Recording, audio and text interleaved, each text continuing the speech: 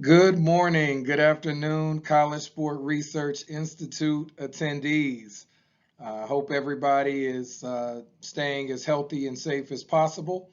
I know this year with the virtual platform, it's much different than it has been in years past, but nonetheless, I want to first thank the CSRI Planning Committee and the founders for providing this outstanding outlet for us to come together and disseminate information about our respective efforts to improve college sport and ultimately to improve our society. My name is Joseph Cooper. I'm the Dr. J. Keith Motley Endowed Chair of Sport Leadership and Administration at the University of Massachusetts, Boston. I also serve as a special assistant to the Chancellor for Black Life. Today, I'll be presenting my presentation titled Anti-Racism in College Sport, Moving Beyond Reforms to Revolution. In the introduction, it's important to contextualize where we are today in the 21st century. So for over 100 years, major college sports in the United States has reproduced racialized and gendered patterns. It's important that we state the reality that the modern racial disparities and gender disparities that we see in leadership positions in sport, that we see in resource allocation across different sports, that we see in graduation rates, all of this is a byproduct of broader societal ideologies related to racism and sexism.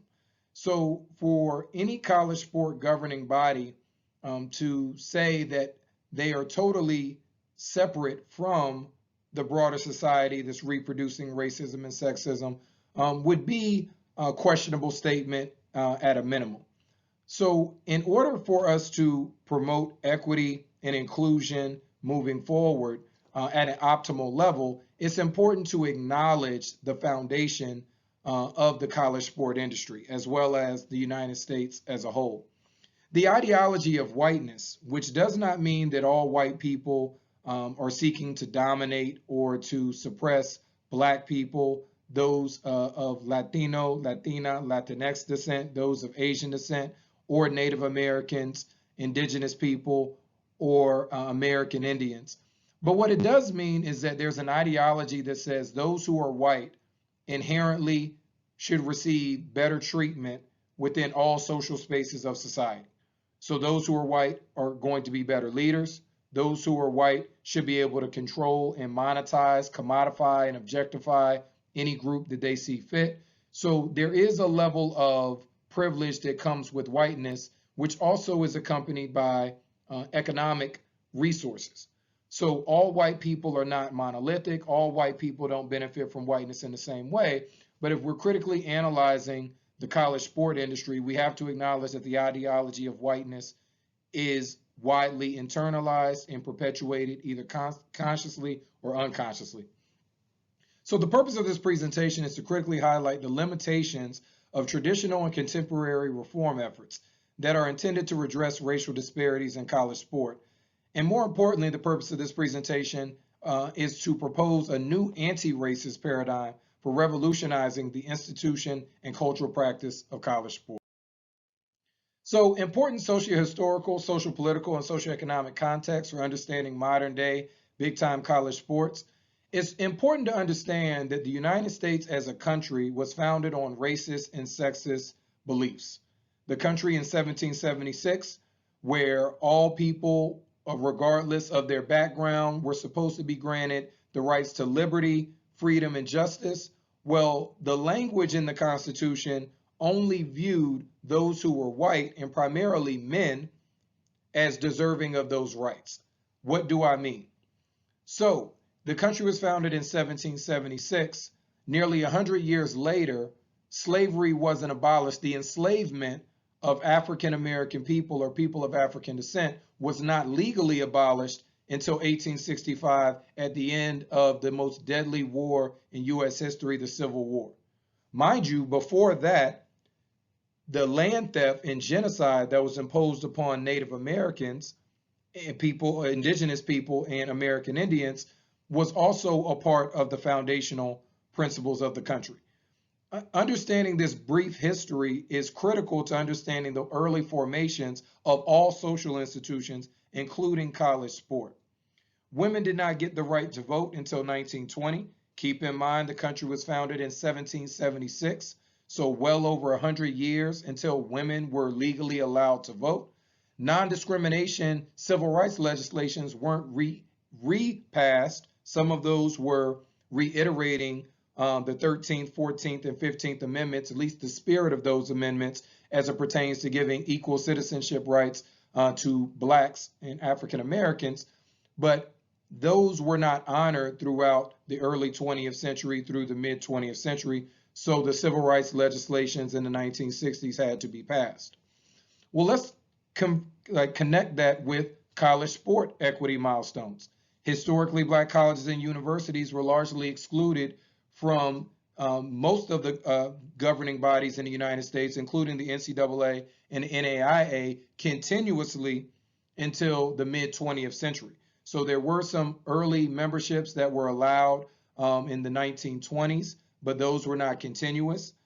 So it's important to understand that if institutions that were founded for the educational and athletic opportunities for Blacks and African Americans, if they were denied, that is a part of the foundational identity of modern day college sport. College sport was not fully racially desegregated. We don't say integrated. We probably would refer to it more as assimilation as opposed to integration, but it was not racially desegregated until 1970. Okay.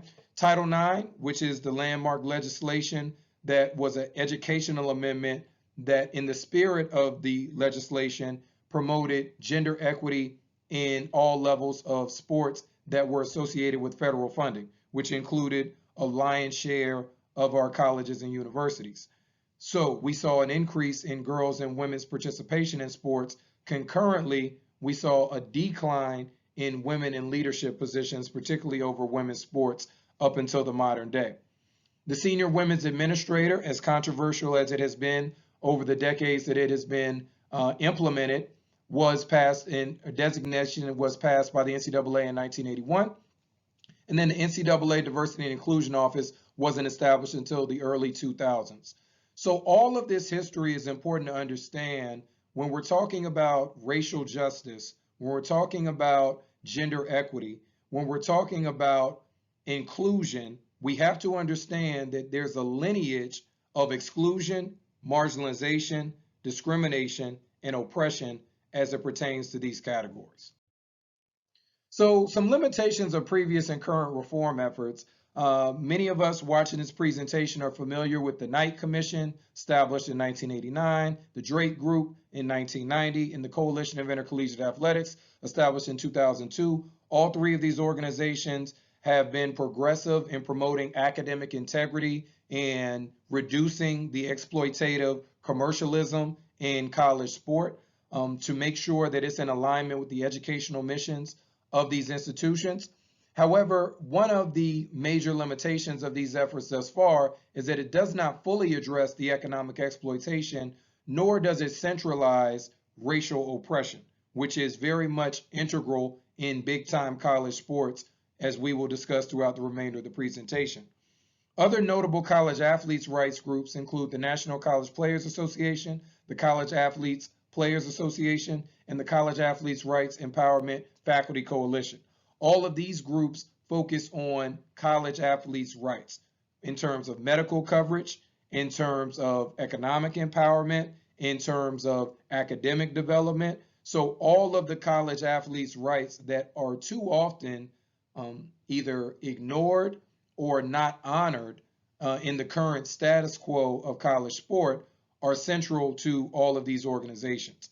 However, a limitation of all of the reform efforts thus far is the lack of acknowledgement of the foundational racism, sexism, and other forms of exclusion and subordination within the college sports structure. As a result, there's a lack of concrete anti-racist, anti-sexist, and anti-other forms of exclusionary practices. In addition, all of the groups that were mentioned did include former college athletes in the involvement, but with the exception of the College Athletes Players Association and the National College Players Association, there's a lack of current college athlete input in the involvement. So there is a need for a paradigm shift. So what I'm calling for is a race-conscious, anti-racist paradigm, foundation, and structure within college sport. Has to be a recognition of the racist, sexist, and oppressive past, and an acknowledgement that in order to move forward towards equity and inclusion, we have to be against racism. We have to be against policies that may seem on the surface race neutral, but if they produce racial disparities, we have to reevaluate how we can change that to minimize and eliminate those racial disparities. There has to be an equity approach with current college athlete involvement and power. Beyond the current Student Athlete Advisory Council and Committee in terms of SAC, there has to be a more pronounced role in terms of college athletes having voting rights, college athletes having unionization rights, and college athletes being able to dictate the terms under which they are performing their labor and performing their activities. In addition, the paradigm shift has to be data-driven, not only research that's conducted by those affiliated with the NCAA and those who have conducted research for the NCAA, but also the broader range of the scholarly community across disciplines that have examined college athlete experiences, the structure of college sport, and its connection to other institutions in our society. So data-driven approaches must be important before, during, and after the establishment of new structures. I also call for what Robin D.G. Kelly talks about in his book, Freedom Dreams, The Black Radical Imagination, that we need to have a radical imagination of the purpose, potential, and promise of new structures. Many times when we talk about reforming college athletics, we're talking about operating within the current system and making adjustments here and there. What I'm calling for is a total revolution, a total change and start over from where we need to go. If we understand that the foundation was racist and sexist and exclusionary, even though it's evolved and improved in significant ways, I believe a revolution would allow a new foundation to be grounded in racial equity, gender equity, and all forms of equity. We also need to adopt what Dr. Ridgepath highlighted in his book on alternative sports development models, a pluralistic approach, whereby right now, even within the NCAA, we have FBS, FCS, Divisions 1, 2, and 3, but they're all housed under the NCAA. I'm calling for a myriad of governance structures whereby different institutions who have different compositions in terms of their missions, in terms of their resources, in terms of how athletics is integrated into the school, that there should be different governing bodies for those entities, that everybody doesn't have to be housed under one roof, because in order to effectively carry out the mission across all institutions within a governing structure, it makes more sense to have some level of autonomy within that realm. So the guiding theoretical frameworks for my work are critical race theory, anti-racism, and a humanistic paradigm. The specific tenets of critical race theory that inform the ideas that will be presented are a commitment to social justice, a critique of liberalism, which is this notion that neutrality and objectivity is not present in the current day, and that subjectivity inherently isn't wrong or problematic, but implicit bias and unchecked implicit bias and unchecked explicit bias is problematic. The centrality of experiential knowledge. So we've got decades of research on college athletes' experiences across racial groups, and some groups need more research for sure, and I would argue all groups, there's additional research that should be conducted, but we do have quite a bit of research on how different groups experience college and how they experience the intercollegiate college sport industrial complex, which Dr. Lori Martin talks about in her work. So using that experiential knowledge, that should inform how we are restructuring and building new structures of college sport. And then I think we need to move away from just interest convergence, whereby only advances of a disadvantaged group occur when they merge with benefits for a privileged group, to more strategic responsiveness to interest convergence, whereby the convergence of interests between groups that are currently disadvantaged and those that are advantaged have a more equitable dynamic. so that it's not a disproportionate benefit. Anti-racism involves confronting, naming, confronting, and dismantling racism. So we're not being non-racist. We're not saying that we're explicitly racist. We're saying we're anti-racist, and we're going to challenge that. And then the humanistic paradigm says that all college athletes and all college sports stakeholders are human beings worthy of dignity. They should not be exploited. They should not be objectified. They should not be commodified. They should not be ignored. Rights should be upheld. So if we view everyone from a humanistic paradigm, then the notion of amateurism merging with $1 billion sport industry where some coaches make upwards of 9 million plus a year would not exist. It would not exist in that way, okay? So here are the ideas that I'd like to present forth in my final 9 minutes of the presentation.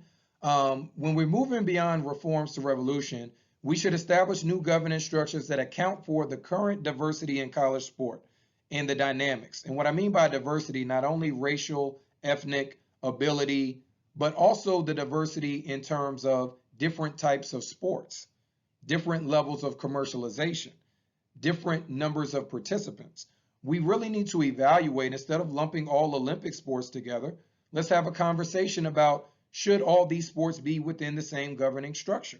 Particularly, for example, a sport like hockey, at least on the men's side, you could have some players who could play junior professional hockey in Canada and come back and play within the college athletic ranks. In baseball, players can be drafted out of high school, although they have the option to go to college. But the rules are not the same across all types of sports. So perhaps we need to have governing structures that account for that.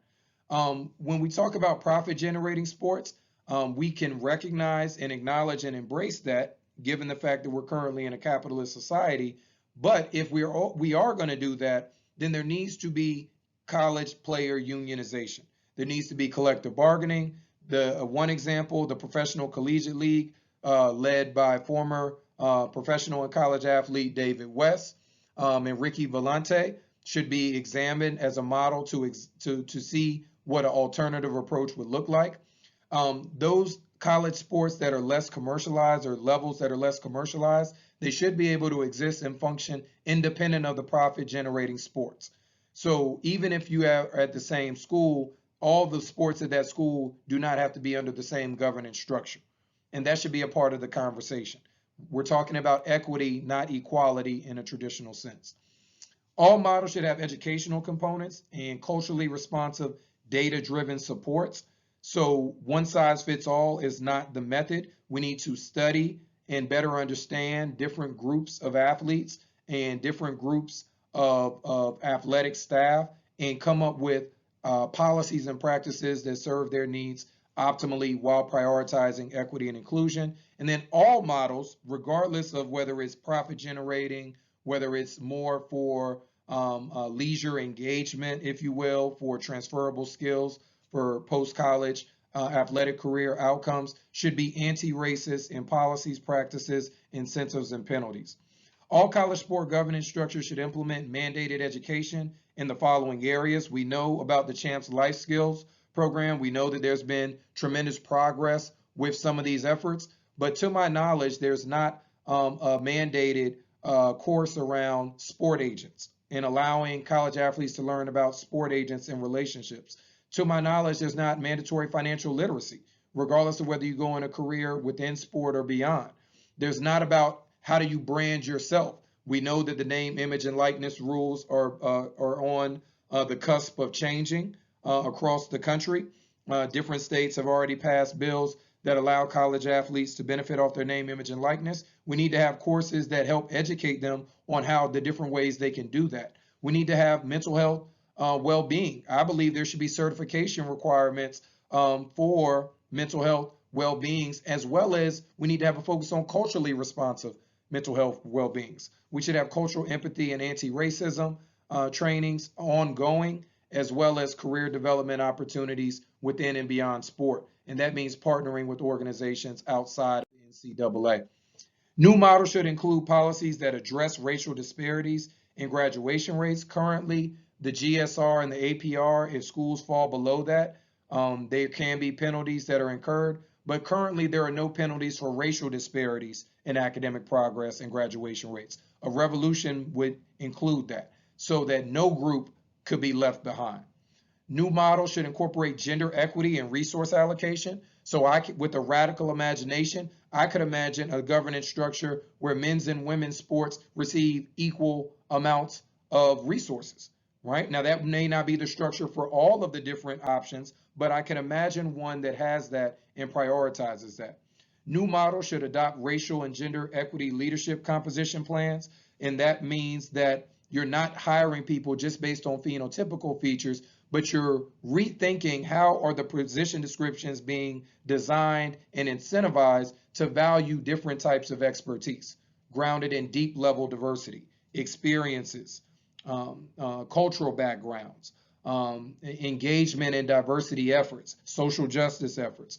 I think multiculturalism and social justice could be centralized. My colleagues, Dr. Japhis Kenyatta Cavill and Jeremy Cheeks, several years ago called for HBCUs to succeed from the NCAA and establish an African diaspora connections. Dr. Cavill's work talks about how those international connections are already established with HBCUs and the University of the Virgin Islands. We could expand that across the globe and connect with African diasporic organizations and create models that foster healthy cultural empowerment as well as cooperative economics. New models should establish formal partnerships with economically underserved communities and social justice organizations. So currently the NFL and the NBA have allocated monies for racial justice. I would argue the NCAA and other governance structures could have models where monies go specifically to communities that have experienced significant economic deprivation, and those monies would not be controlled by the NCAA, but rather it would be used to address core issues in those communities, primarily of the choosing of those communities. Obviously, there could be reporting of the gains that have been made and how the funds have been spent, but the NCAA or the sport organizations would not mandate how they should be spent, as well as partnering with social justice organizations such as the National Association for the Advancement of Colored People, National Urban League, and Black Lives Matter, to name a few. New models could involve the NCAA leading the charge for reparations by allocating specified amounts with the assistance of reparation and stratification economists to HBCUs and Native American tribal schools, whereby monies that are earned, if a revolution takes place and a paradigm shift takes place, those involved in these organizations would recognize all of the monies that we have generated are from the stolen land from Native American tribes and the exploitation of people of African descent. And if that is acknowledged, then there could be concerted efforts to reallocate funds, including land, back to Native Americans and indigenous people and American Indian tribes, as well as economic reallocation for people of African descent, particularly African Americans and Native Americans. Lastly, as I conclude, if we're moving to a revolution, then there are different types of activism that could be activated. Grassroots activism, as we've seen throughout this Black Lives Matter era. Several college athletes have taken that step to change institutional policies through coalescing at the institutional level. Mass mobilization, which is what the National College Players Association is an example of. Legal activism, there are several lawsuits against the current exploitative college sport model. Economic activism, as I mentioned with HBCUs, reallocating funds and creating separate models where monies could stay in that area. Media, civic, music and art, military, scholarly, and symbolic activism could also be pursued. And in conclusion, I think new sport models should incorporate what I describe and coin as the arc of justice, whereby agency, advocacy, allyship, activism, and alliances grounded in racial and social justice can be taught. There are texts, the references are listed at the bottom of the screen, as well as I'm happy to share